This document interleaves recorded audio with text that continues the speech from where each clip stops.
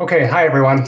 I think we should probably get going. It's 12:15, and we've got the privilege today to be joined by the Executive Director, Performing Arts at the Royal Conservatory, Mervon Mehta, for what I'm sure is going to be a very interesting conversation about his career, about the arts advocacy, programming in the time of COVID, and obviously many stories I'm sure that Mervon has in his long and storied career, and certainly since coming to Toronto and overseeing, for example, Koerner Hall, and really making a huge impact on the arts and culture scene here in this wonderful city.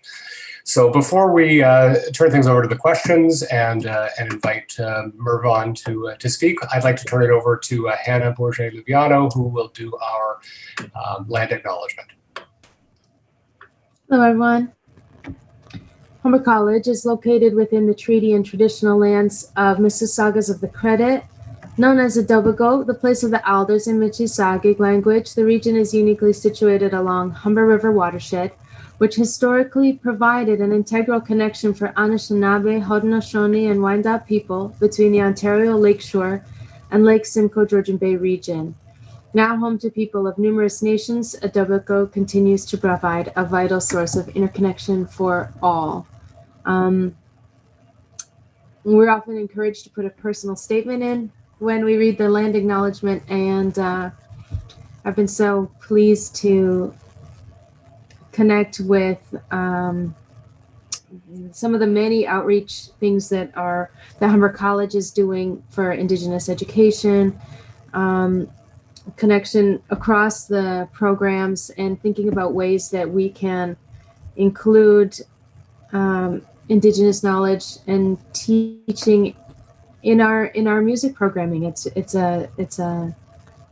been a challenge, and it's a wonderful opportunity, I think, to have another look at meeting the needs of our community and providing opportunity to speak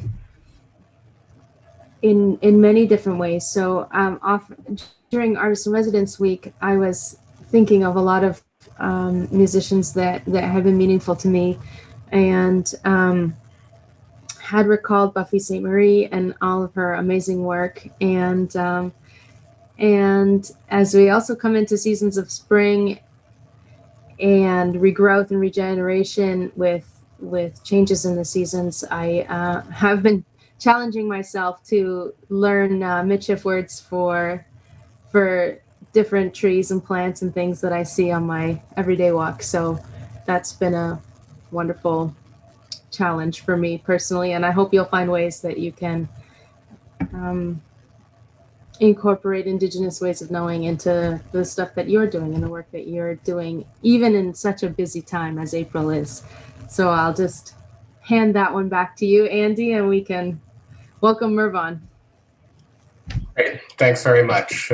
Thank you, Hannah. Well, welcome, Mervon Mehta. Thank you for joining us today. This is our noon hour sort of concert slot, where in a more normal year, we would be in person and we might be having a concert on the auditorium stage, but obviously that's not the case this year, but we're very pleased to have you join us by way of Zoom for today's talk. So thank you for being here. You're welcome. Yeah, I'm glad that it's no longer a concert on Zoom, because no one needs to hear me play anything. I'm much better talking than playing, and much better hiring professionals to play. So glad to be here. Right. Believe it or not, my doorbell just rang for the first time since I've moved into the house. Hannah, can I ask you to take this question? The pizza's here. Yeah, I hope it's your pizza. I didn't realize that I was on camera when I was talking about how hungry I was about 12 minutes ago. Mervon, your bio is extensive. So even though you like to hire musicians more than be on the stage, you have been on many stages and you have hosted so many people. I don't even know where to start. Where do you like to start when we're talking about your bio? Well, I think what's been interesting is that I never went to school for what I'm doing now, and what I've been doing for the last 30 years, which is to curate or program concert venues. When I was in university in the 80s, late 70s, early 80s, there was no arts management courses that were available. I think that maybe NYU had a course, and that was it. And I didn't go to school for that. I grew up in Montreal, and all my kind of academic upbringing was leading me towards a career in international politics, government, civil service was what I was kind of gonna gravitate towards. I spoke French, I spoke English, I learned Russian while I was in university. Don't ask me to speak any Russian now because I've forgotten it all, unfortunately. But I thought that would be the plan. And then somewhere during my second year, and actually my first year in university, I joined an a cappella singing group, and I joined the theater department and was doing musicals and plays. And all of a sudden, all the government and policy and civil service stuff just kind of left. And I found something I was quite passionate about, and that was the performing arts, writ large. And I never was a musician. I sang, but I was never a musician. I don't play an instrument proficiently. I noodle on the piano, but I don't play for anybody outside of my household. And I kind of drifted in the performing arts onto the stage as an actor, and had 15, 20 years acting on stage, on film. 2 seasons at the Stratford Festival, theaters all across Canada and in the US. And at some point, I guess it was 1994, I was offered the opportunity to join a music festival to program just the pop concerts because someone had quit in the middle of a season, and I knew my way around contracts because I'd been a director and producer in theater by then. I knew my way around IATSE issues. I knew the difference between a LECO and a Fresnel, so I could kind of fake my way through some tech stuff and some sound tech stuff. And I was between theater gigs, so I said, yeah, I'll come and help you out. This was at the Ravinia Festival in Chicago, which I had no business getting that job because it was a huge festival.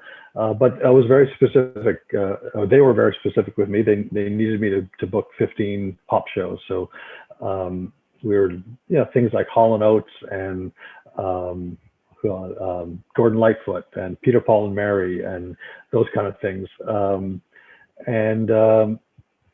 It was in the North Shore of Chicago. It was very much a classical music festival that did a few pop shows on the side just to have a variety. But they were doing pretty staid, folk music, nothing with too much production. And I said, well, instead of bringing Peter, Paul, Mary, why don't we bring Tito Puente? And why don't we bring Lyle Lovett and his large band, which was in those days, maybe it's grown since then, it was a 3-truck show, so 3 big semis, and they'd never done shows like that. And the crew was very capable to do it, and we sold out instantly for those shows. Mary Chapin Carpenter, I remember. I did a very memorable show. Again, it was completely naive and stupid of me to do it. It ended up working out okay, but I should never have been doing that show. It was a double bill of Little Richard and Jerry Lee Lewis, the architects of rock and roll. And I learned big lessons about how to do those shows. And we had 15,000 people at the venue. And Jerry Lee Lewis showed up 5 minutes before he was to go on stage, completely hammered. The band did 15 minutes of warm up, which was basically just comping for 15 minutes without really playing anything. And then he walked on stage, or almost crawled on stage. He played his 5 hits, knocked over the piano bench on our Steinway, which made all the classical people have conniptions. And he walked off and left the venue. And it was a co-bill, and they were both supposed to do an hour. Jerry Lee Lewis did 45 or 50 minutes. and Little Richard came out and did 2.5 hours and put Jerry Lee Lewis to shame and had everyone dancing, had people on the stage. He was the nicest guy on the planet. He was professional. He gave every ounce of his energy to the crowd, and the people responded. And so I learned lessons kind of the hard way and on how to present concerts and what kind of things work. And fast forward after 8 years there, I went to the Kimmel Center in Philadelphia, which was a series of actually four buildings, 4 theaters within a performing arts center, big Broadway presence, home of the Philadelphia Orchestra, home of the Philadelphia Opera Company, and I was doing all the programming and running the education department there.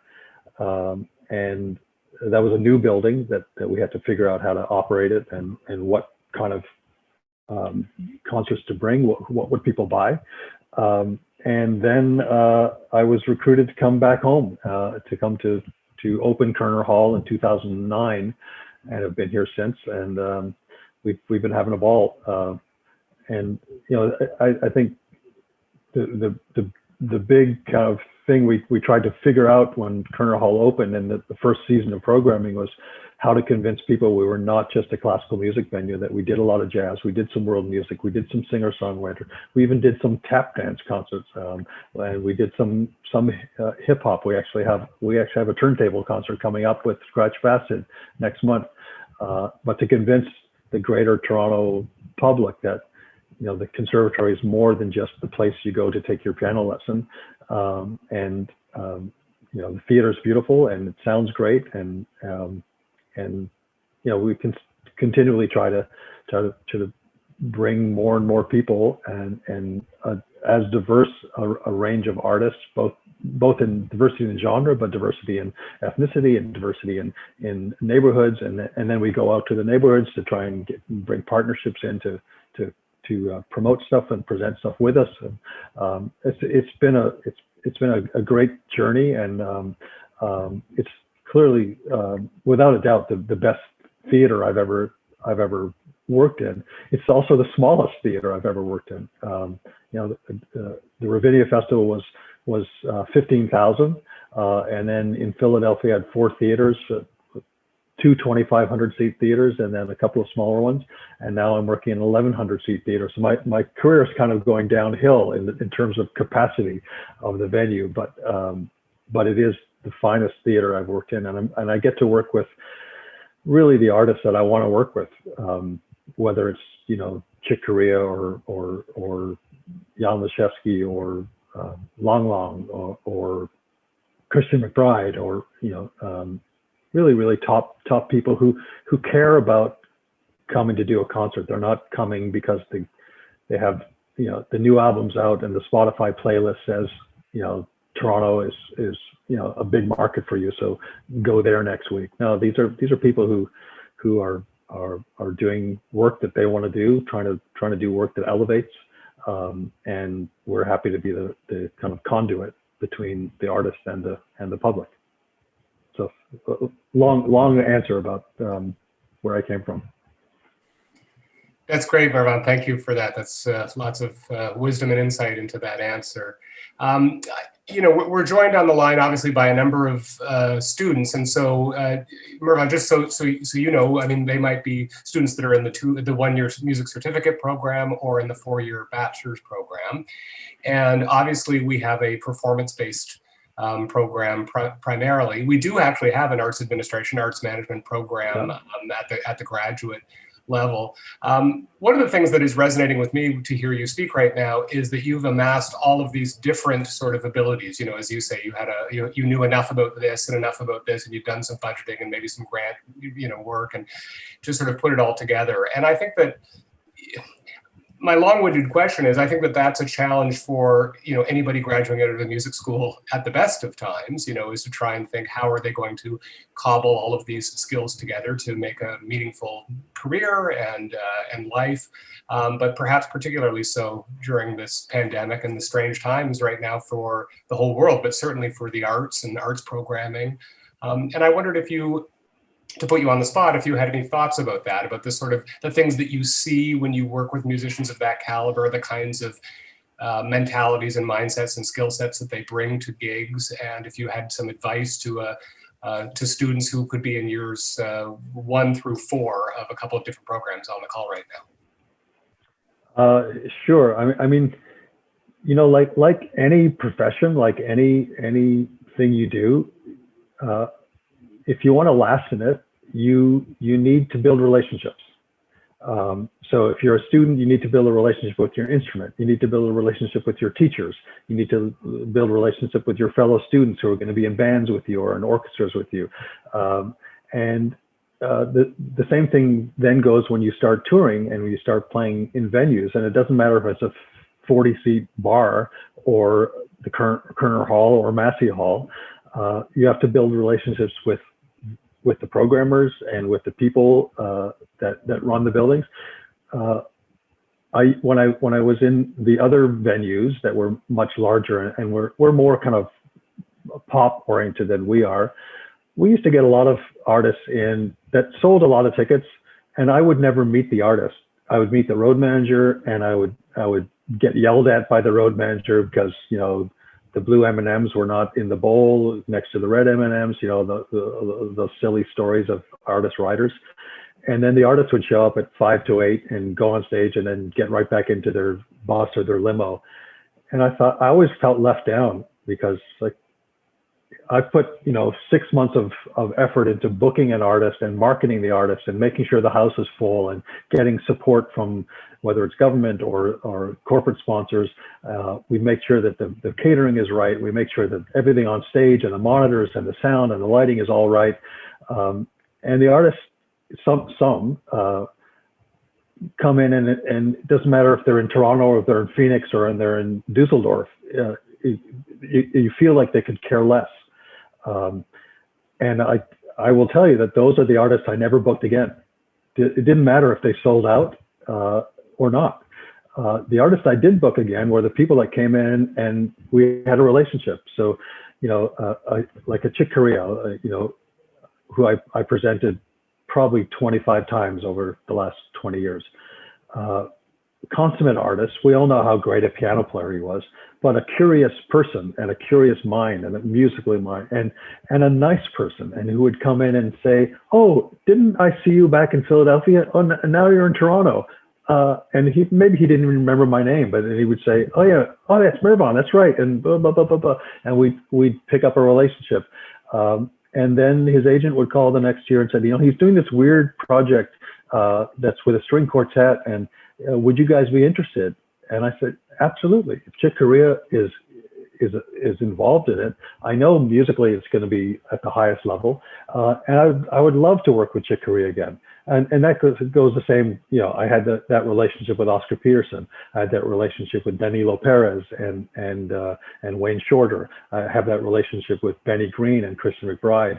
Anything that they bring to me, we're probably going to do, because Joshua Redman, Brian Blade, you know, those are the artists that really have something to say. They have so much integrity as musicians, and you know, I can't stress this enough.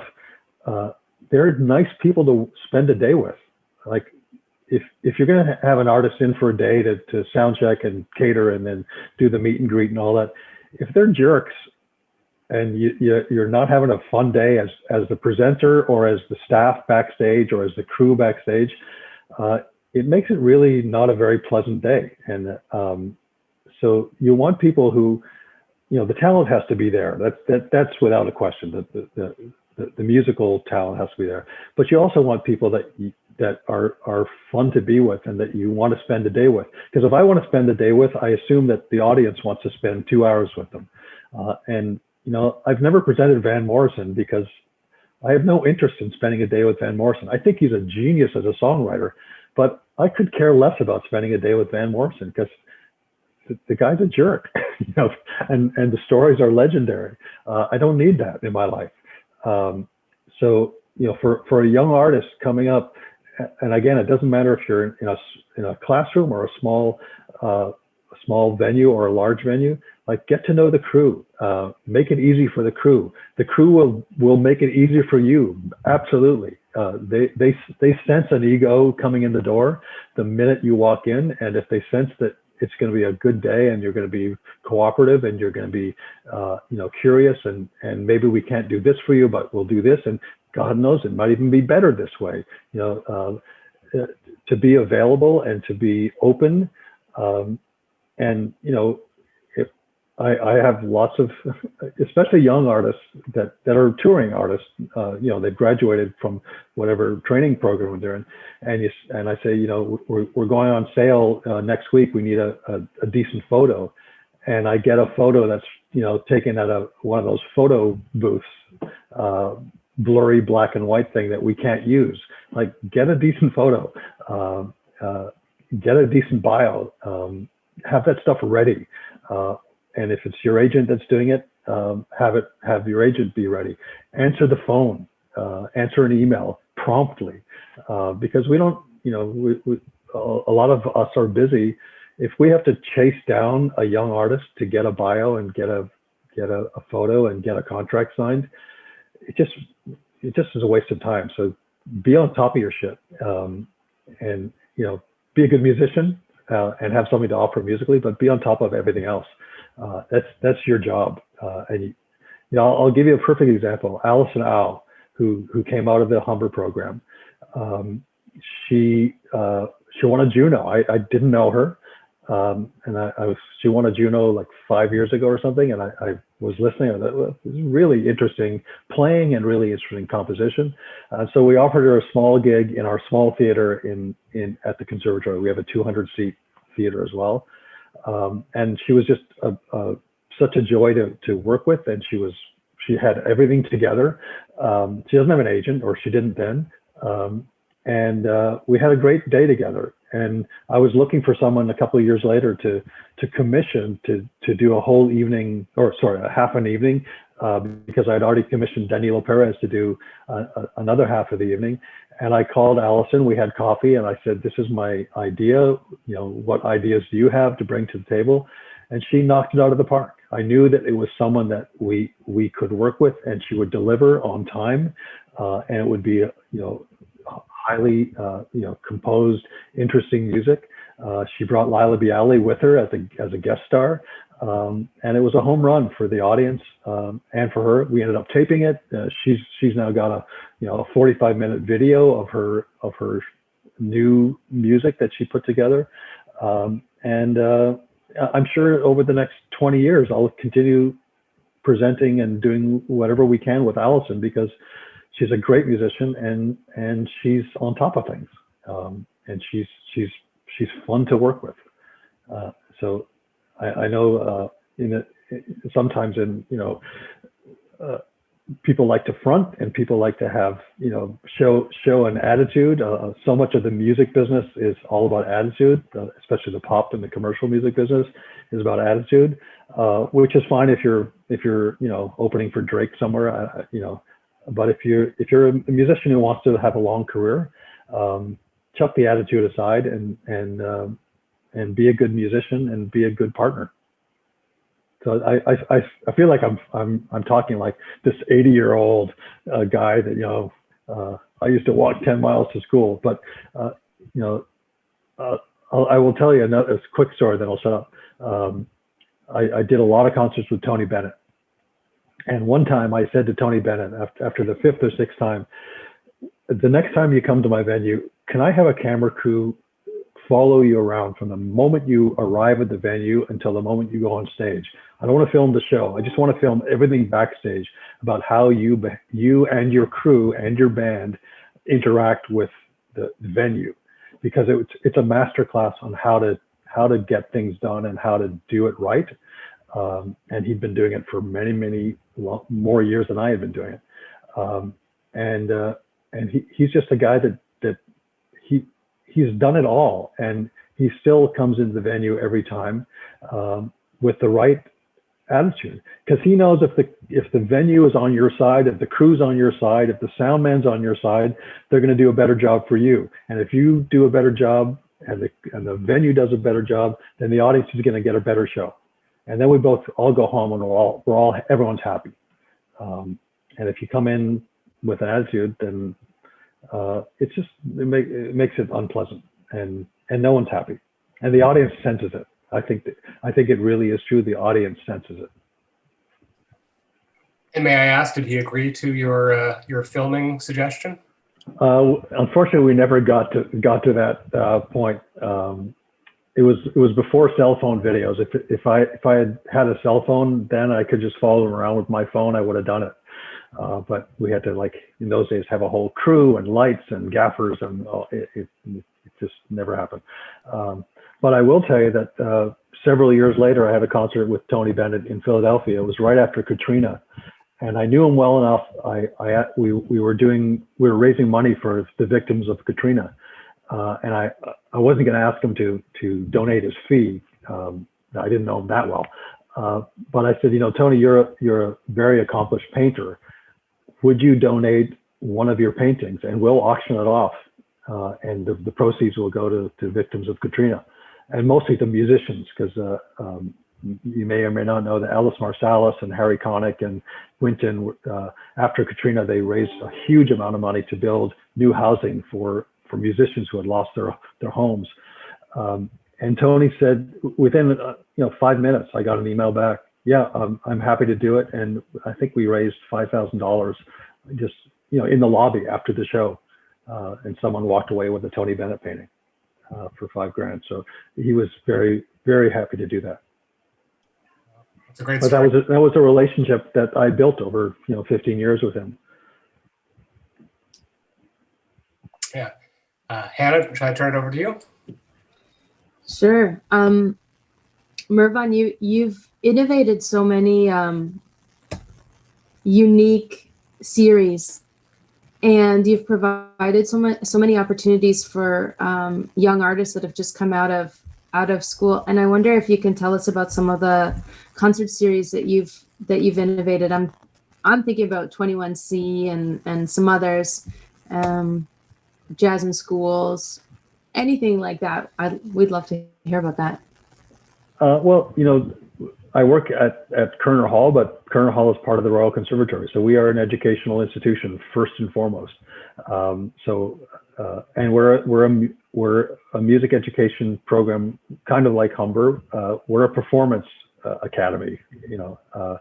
We don't have a music theory, music education program. We don't have a music administration, arts administration program. We turn out students who are ready to play. So I'm very close to all those students who are putting it out there and learning how to be professional musicians.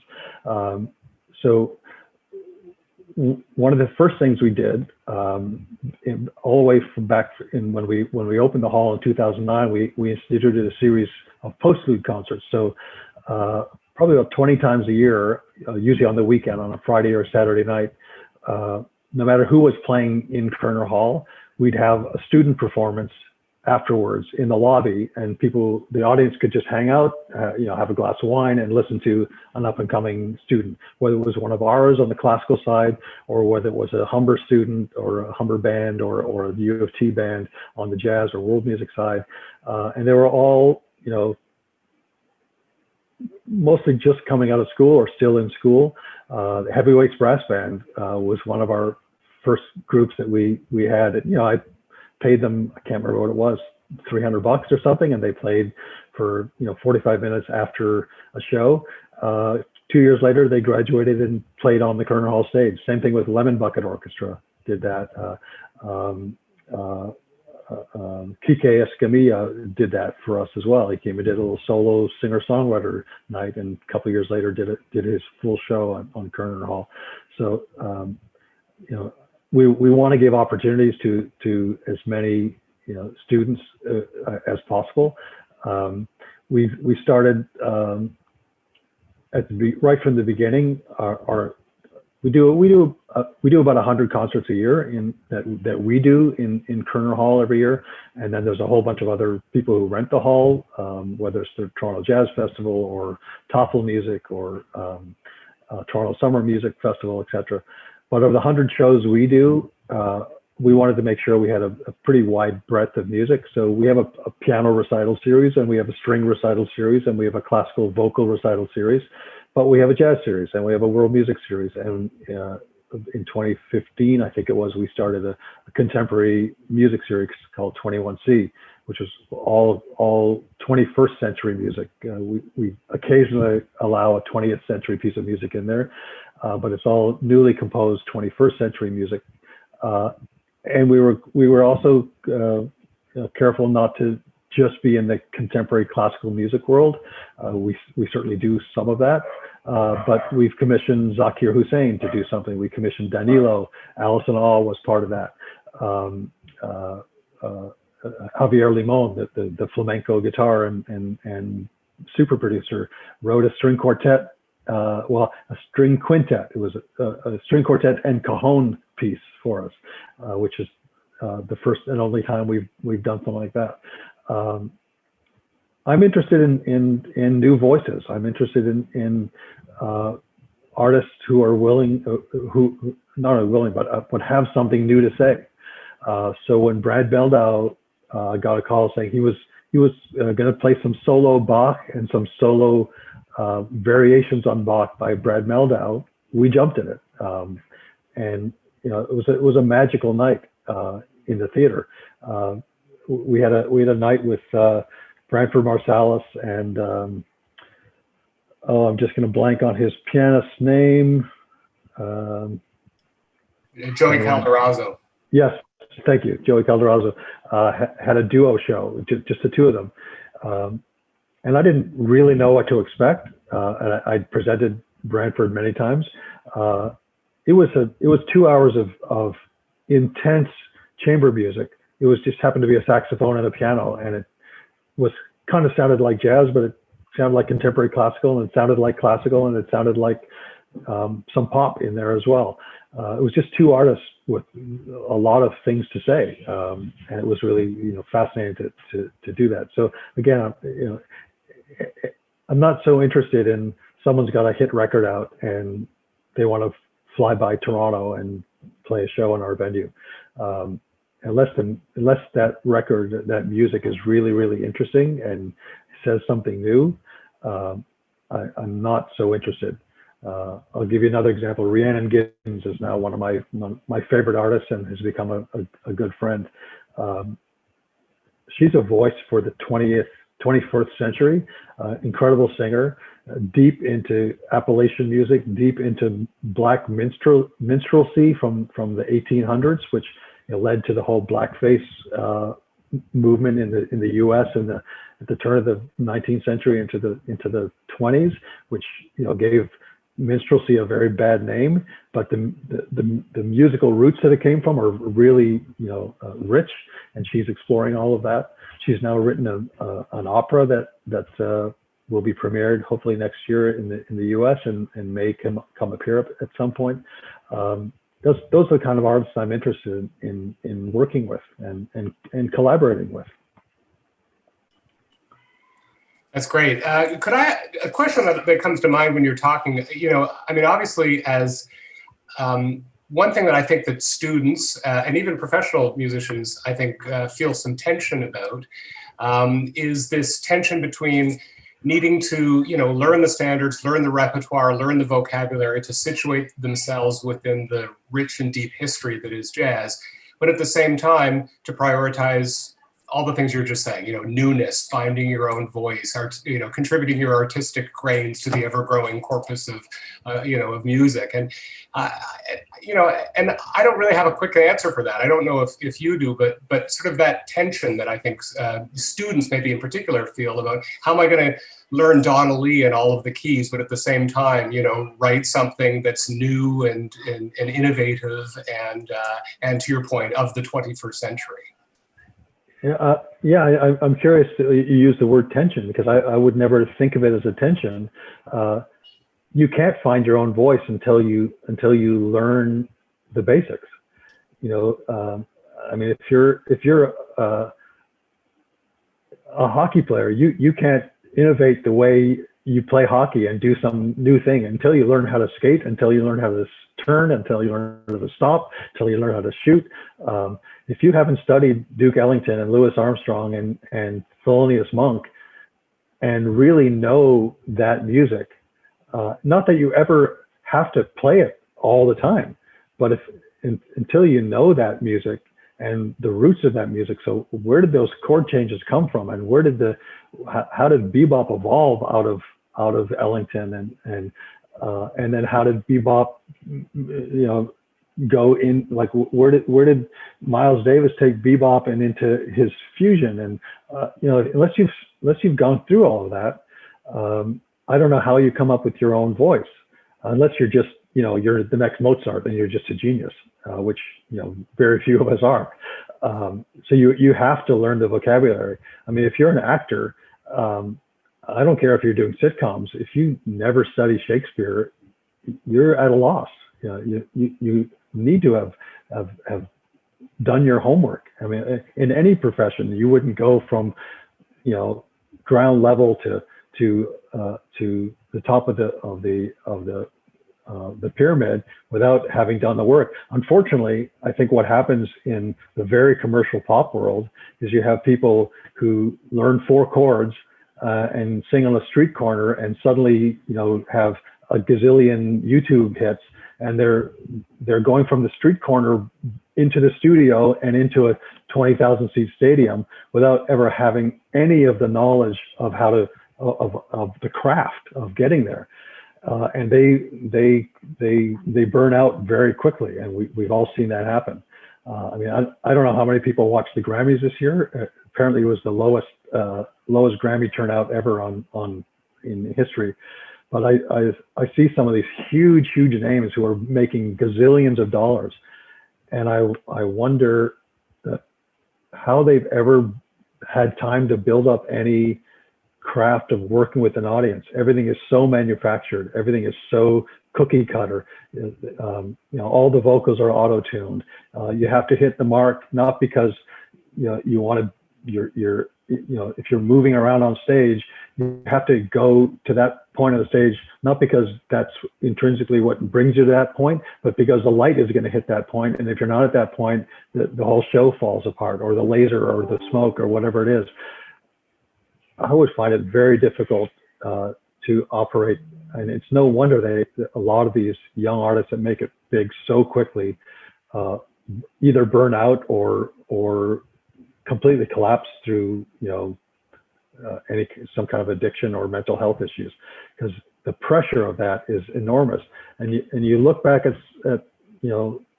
many of the artists that I've been talking about, it was a slow, steady climb. I mean, Tony Bennett didn't go from singing in a bar in Hoboken to selling out Madison Square Garden in three months or 3 years. It took him 30 years to do that, and he learned his craft.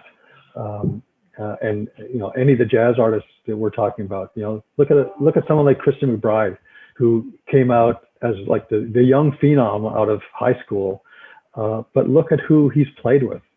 Everybody. I mean, he was on the road with Roy Haynes. What did he learn from Roy Haynes? What did he learn from Chick Corea? What did he learn from Brian Blade? What did he learn from Roy Hargrove?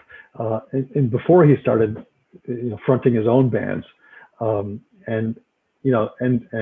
that cat can play anything. I mean, put him in a funk band, put him in an R&B band, put him in a bebop band, put him in an Oscar Peterson situation. He can play everything because he's learned his craft, and he's serious about his craft, and he's curious about his craft.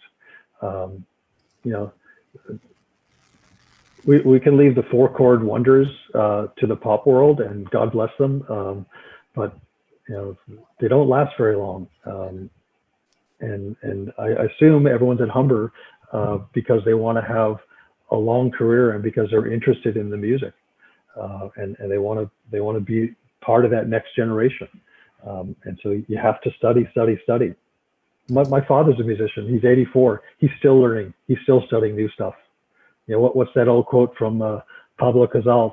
Someone said, why do you still practice? You're 85 years old. Why do you still practice every day? He says, because I think I'm getting better. Yeah, thanks for all that. That's great. That's great advice. And I'm going to turn it over to Hannah because I know there's some questions in the chat. But I was just going to say, just to maybe underscore your point quickly, one of the best concerts that I ever saw was at the old Bermuda Onion at Avenue Road and Bloor, and it was Freddie Hubbard's band. And many of the people you've been mentioning were in the band. It was Christian McBride was in that group, Gemma Jackson, Tony Reedus on drums, and Benny Green, and all of them were probably only just a few years older than I was.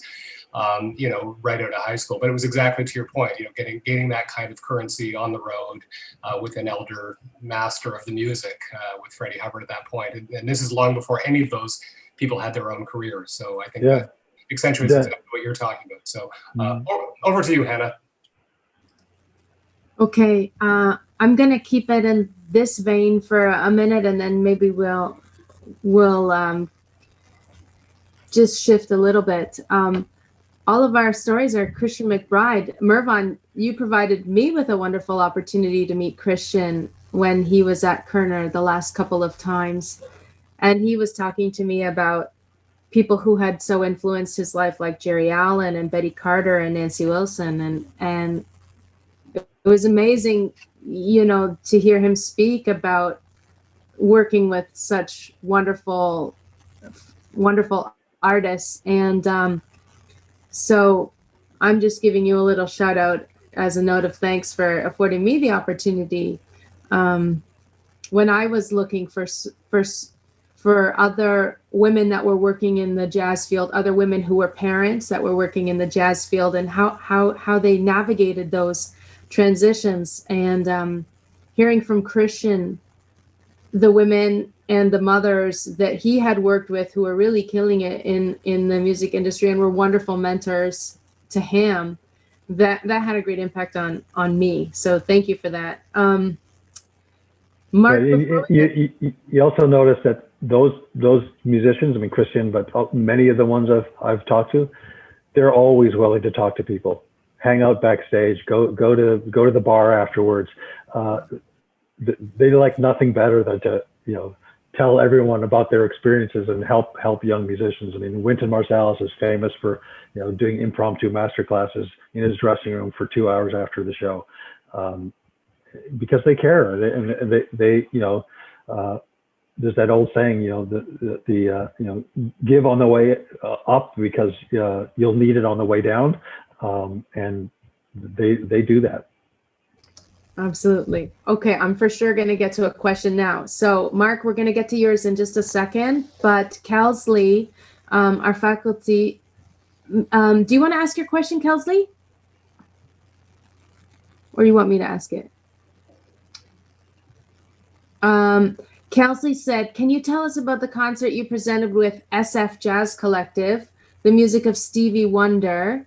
How did you decide on the format, and how were you able to make it so successful? Yeah, that's a while back. So a lot of the players in SF Jazz, and you may know, they rotate. They just actually announced their new lineup, which includes Ed Simon on piano, and David Sanchez is back with them. Chris Potter is the new kind of artistic director for this season. But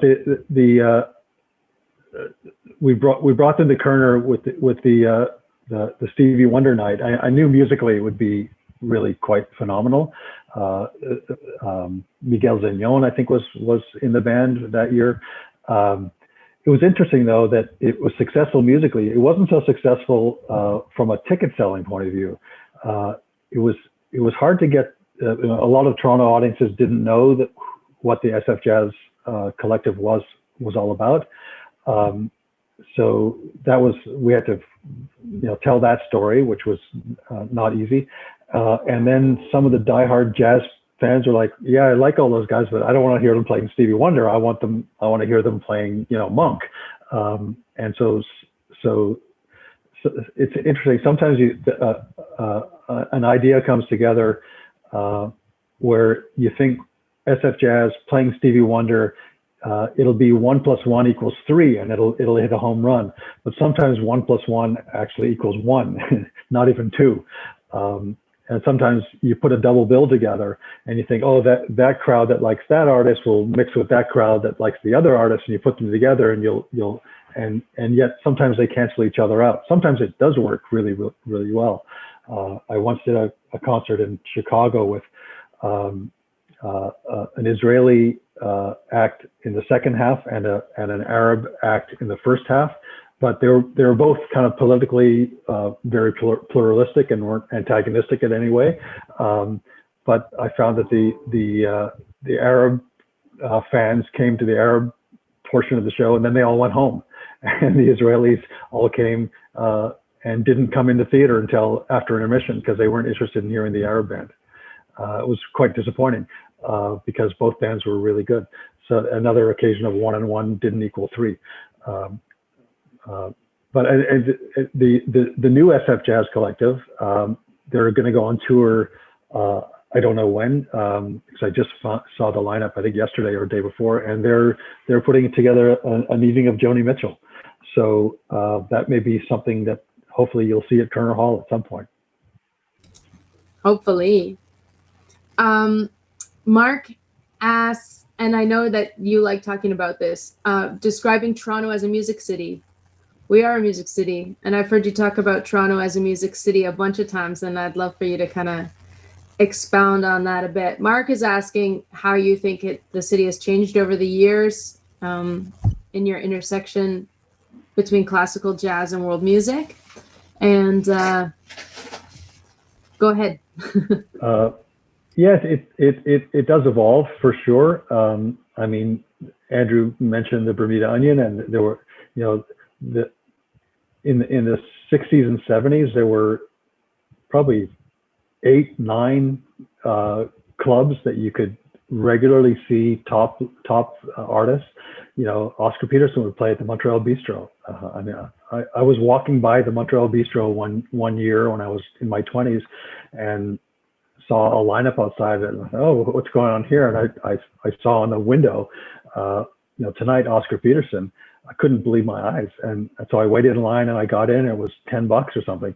That doesn't happen anymore. So we have the Jazz Bistro left, and we have the Pilot, and we have the Rex, and a few other places. But even those places are not bringing in international touring artists. So that I think has changed for the worse. And a lot of the international touring artists don't do clubs anymore. They don't sit down for a week in Toronto like they used to. They still do that in Chicago and New York, but not so much in Toronto and Montreal and a bunch of other places. So that's changed. On the other hand, we have, since the 80s, when I first came to Toronto, we have an explosion of music from around the world. So, I often joke, I can do an Indonesian concert in Koerner Hall. I can find 800 to 900 Indonesians to fill the house. I can do a Persian concert. I can do a Senegalese concert, a Trinidadian concert, and we can find enough people within those communities to fill our house. And when we can find an artist that brings out the people from their specific community, but also crosses over into the other communities. So we have the kind of the world music curious people that come to all world music, connect at the same time as the Trinidadian diehards who are there for Kobo Town or Etienne Charles, or we have the curious people coming at the same time as we have Fatoumata Diawara, and getting all the West African people coming in. That to me is great, and that's what makes programming in Toronto easier and more exciting, is because you have a much broader palette to work from. When I was programming in Philadelphia, there was basically concerts for white people, concerts for Black people, and concerts for Latinos, and there wasn't much else. And there wasn't a lot of mixing between even those three, broad ethnicities. So when I brought Dave Brubeck, it was a totally white jazz crowd. And when I brought Sonny Rollins, it was a pretty much Black jazz crowd. And they wouldn't come to the other one, which I always thought was so odd, because his does Dave Brubeck play white music and does Sonny Rollins play black music? I don't know. They're both masters of what they do. So it was a very segregated city in that way. But we don't find that in Toronto. We do find mixed audiences at most things. And for concerts like a Senegalese concert or a Cuban concert, it's important to find partners within the community to help you. Because our marketing department can't know everybody. And putting an ad in the Globe and Mail is not necessarily going to work for a Senegalese concert. It might work for a piano recital, although these days not even that will work in the Globe and Mail. Print has disappeared pretty much. So when we bring a Senegalese artist, we work with Nadine at Batuki Music, and Nadine will say, well, this is the person in the Senegalese community that you should work with, and this is the grocery store you should put the poster in, because that grocery store is more East African and this one's West African, and I wouldn't know that. How I couldn't possibly. So it's important to get the good information from the experts in town. And thank God, in a city like Toronto, there are so many people you can rely on. We just did a concert 2 weeks ago to celebrate Nowruz, the Persian New Year, and we co-presented with the Tirgan Festival, which is the biggest Iranian music festival in Canada, maybe even in North America.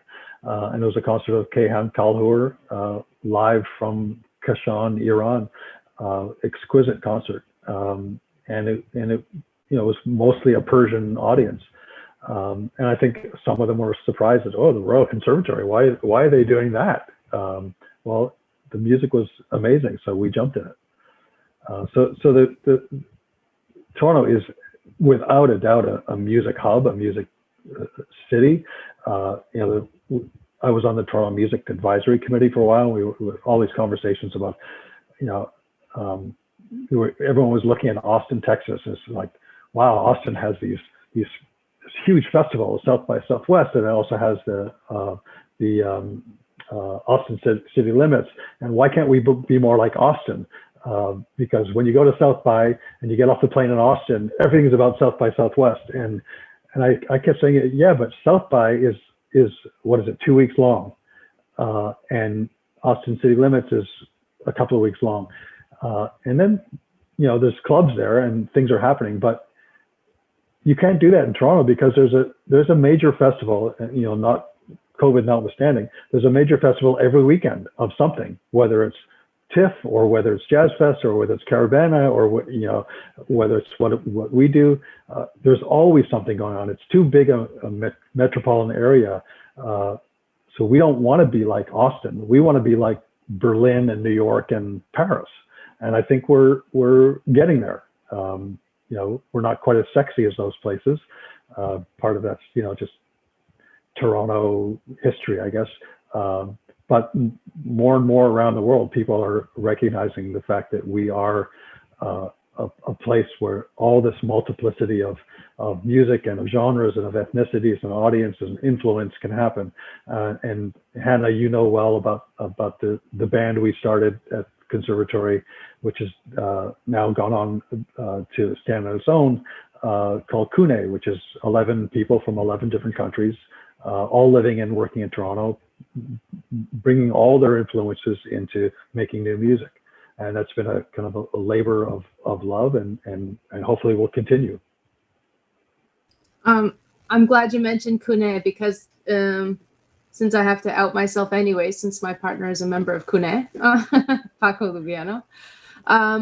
But what I wanted to mention about the group is that just what you were speaking about of audiences, I've never been in a concert, and I say this to everyone who will listen, I've never been in a concert like Koerner, where you have, I think, how many people did we have at that first concert?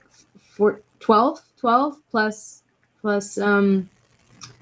musical direction, I think, in the first concert, and 12 or 11 in the second concert, all from different cities and countries around the world. And the audiences were there cheering on everyone. I mean, the audience was so mixed. I've never seen anything like it before or since. And it was incredibly moving.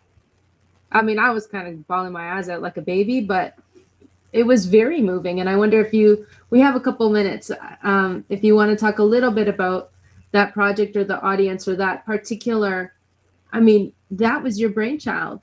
That group is in your legacy of something so unique. Yeah, I'm incredibly proud of the work that the band members brought to the band and continue to bring to the band. I mean, it was a sesquicentennial project. You know, there was money being thrown around by Canada Council and the Department of Canadian Heritage to do sesqui projects. And I'd been thinking about this for many years. It seemed the right time to do it.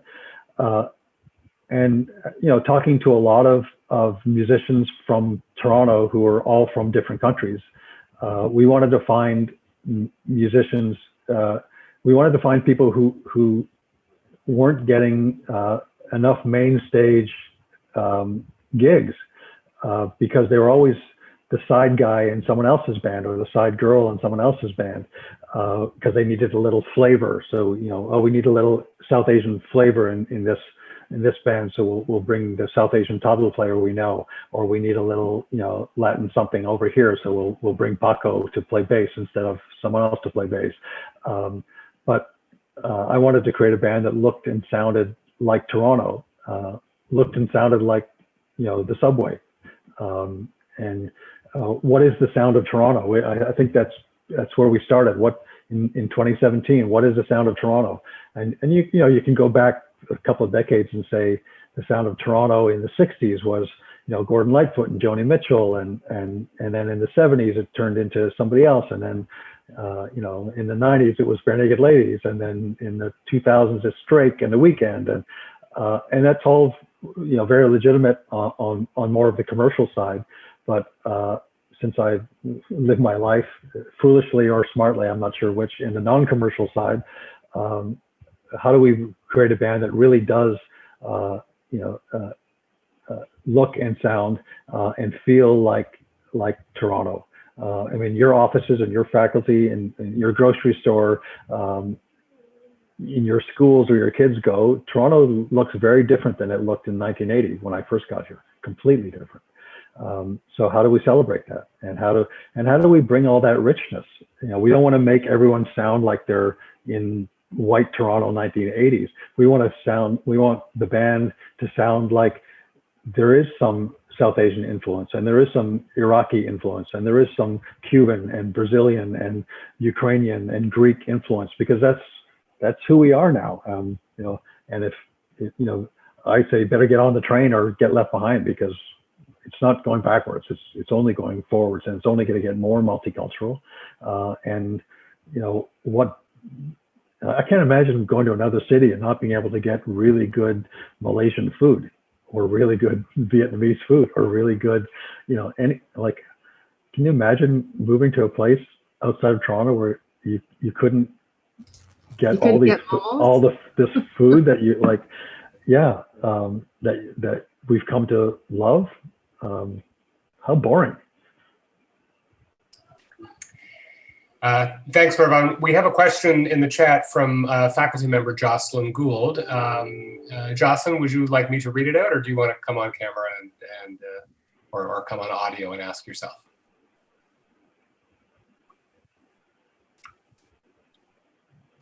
Well, maybe I'm happy to read it in the interim. The question is, any suggestions for young musicians in a changing landscape where perhaps finding a mentor to tour with isn't as much of a reality right now? So the sort of, I guess, going back to some of the mentorship stories you were talking about with some of the musicians you mentioned, excuse me. Well, yeah, I mean, you guys are much closer to the students coming out. I would question whether there isn't a mentorship role in Toronto. I mean, there's lots and lots of musicians who are in their 30s, 40s, 50s, and 60s who you know, have started their careers or have, you know, kind of quote unquote made it. And you know, I know a lot of them who would be very happy to mentor and to talk to young musicians coming up. It's a question of, you know, getting in front of them and getting to them. I mean, it's a little harder. I mean, you mentioned Freddie Hubbard. Danilo Perez told me when he first got to New York in the 80s, he used to find out wherever Freddie Hubbard was playing, and he'd somehow get himself in the club because he couldn't afford the ticket.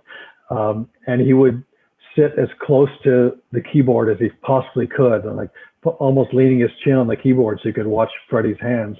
And he'd suck down one beer over 6 hours because he couldn't afford 2 beers. And he just learned at Freddie's side.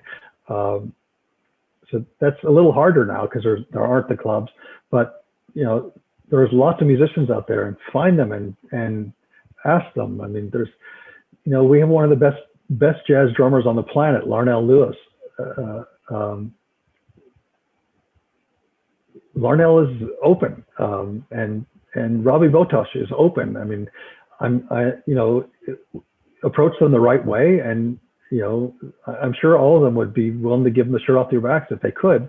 And yeah, they're busy because they're hustling too. They're, you know, no one's got it easy.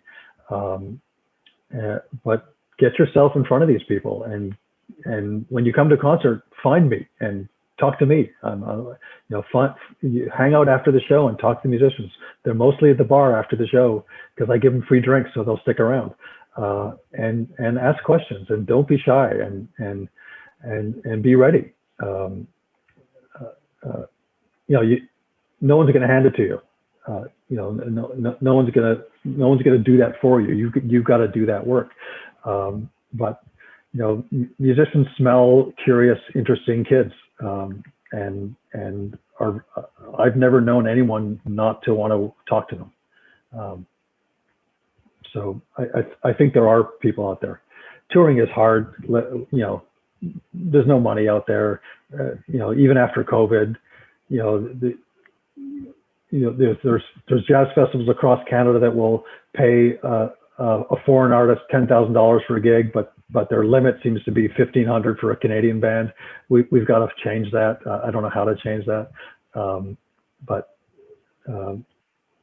there are opportunities to play, and when you get them, you got to be ready, because you want to be invited back. That's the key. You want to come back. So doesn't really answer your question completely, Jocelyn, but I think there are opportunities.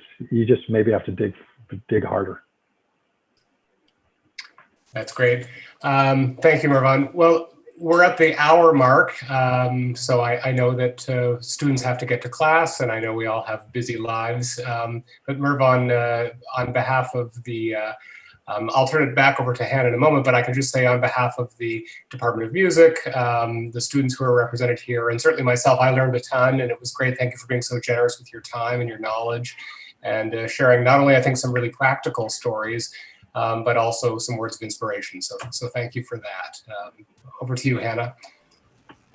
Well, thank you, Mervon. It's a pleasure to chat with you. It's a pleasure to have you as a guiding hand at Koerner Hall. Concerts I've seen there have been totally life-changing and affirming and wonderful, and have so broadened my perspective as an artist. So I'm really pleased. Thank you. We'll be back. I mean, the good thing is I love what I do, and I love spending 4 or 5 nights a week in a dark theater, which is part of the gig. But thank God I like doing it. We will be back. We'll be open in the fall, I hope. Cross fingers. Yep. Meanwhile, there's a lot of stuff online, and I actually just finished writing our Toronto Arts Council grant application, and we counted up since the pandemic. We've done 48 concerts, or they're still happening, but by the end of May, we'll have done 48 concerts on live stream, and 317 Toronto-based artists have been part of it. So we're incredibly proud of that, and the music will find a way out. We just have to do it safely, and Absolutely. hopefully we'll be back in person. Absolutely. Soon. Can't wait. Can't wait. Thanks so much, everyone. And we'll see you next time. Thank you. Bye. Thanks very much.